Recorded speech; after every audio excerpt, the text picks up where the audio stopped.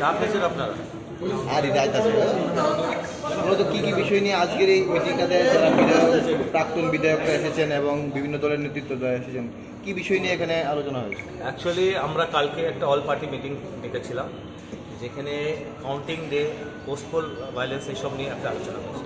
কিন্তু আমাদের যে ইলেকশন প্রসেস আছে ডেমোক্রেসির, এর মধ্যে মেজর স্টেক হোল্ডার হচ্ছে ক্যান্ডিডেটরা নিজে, এর মধ্যে ইন্ডিপেন্ডেন্ট ক্যান্ডিডেটও থাকে। তো আজকে আমরা ক্যান্ডিডেট বা ওনারা ব্যস্ত থাকলে আমাদের ইলেকশন এজেন্ট, ওনাদের নিয়ে একটা বৈঠক করেছি।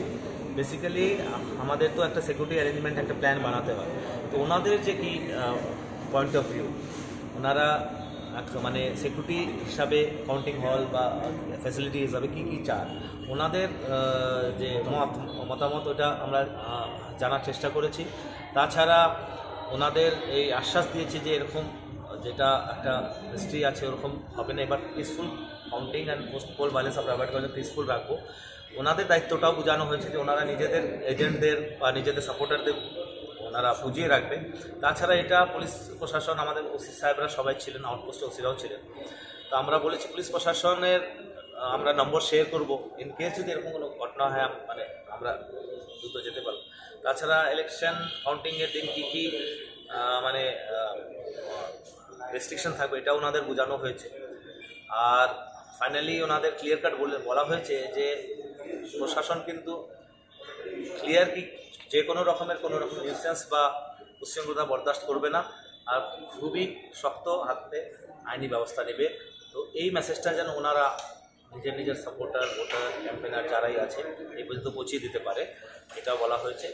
তো আমি সব ক্যান্ডিডেট বা কাউন্টিং এজেন্ট আর আমাদের টাউনে যে আমজনতা আছে ওনাদের এটাই বলছি যে নির্ভয় থাকবে, পুলিশ অ্যালার্ট আছে, সাফিসিয়েন্ট ফোর্স আছে, আমরা যে কোনোভাবে শান্তি শৃঙ্খলা বজায় রাখবো, এটা আমরা শিওর। তাদের তরফ থেকে কোনো ধরনের অভিযোগ বা কিছু তুলে ধরা হয়েছে? না, অভিযোগ নাও, মানে খুবই থ্যাঙ্কফুল টু দ্যাম যে ওনারা উল্টো আমাদের যে পোল্ডের পর্যন্ত যে আমাদের কাজ, এটা নিয়ে ওনারা আমাদের ধন্যবাদই জানিয়েছেন।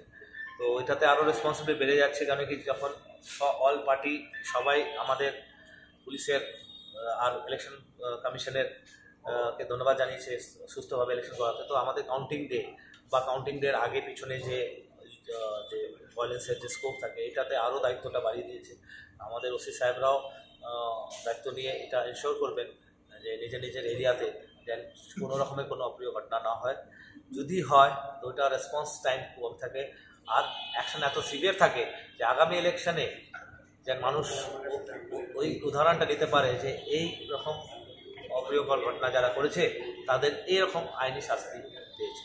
তো এইটার একটা এক্সাম্পল আমরা সেট করবো যদি কেউ দুঃসাহস করে। Thank you. হচ্ছে যে একটা সুন্দর স্বাভাবিকভাবে যে নির্বাচনটা হয়েছে, এটা তো আমরা সবসময়ই একটা দাবি করি যে সুশাসনের যে ব্যাপারটা, এটা আমার হিসাব মতো, আমার দেখা মতো বিগত 40-45 বছরের মধ্যে এত সুন্দরভাবে কোনো ঘটনা ছাড়া এইভাবে নির্বাচন হওয়া, এত মানুষ স্বতঃস্ফূর্তভাবে রাত 11টা পর্যন্ত ভোট দিয়েছে, একটা নজির তৈরি করেছে এবং এটাকেই আমরা সুশাসন করি।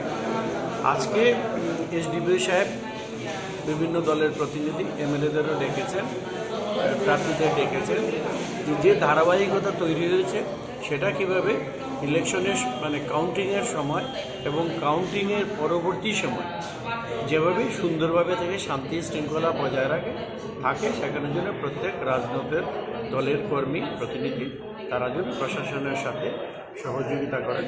আর আমরা তো আমাদের মতো একটা এক্সাম্পল দাঁড় করিয়ে দিয়েছি, আমাদের তরফ থেকে কোনো রকম হবে না। আমরা এখনও এলাকায় ইলেকশনের যে ভোটের পরেই কিন্তু এখনও কোনো ঘটনা হয়নি, এটাই আলোচনা হয়েছে।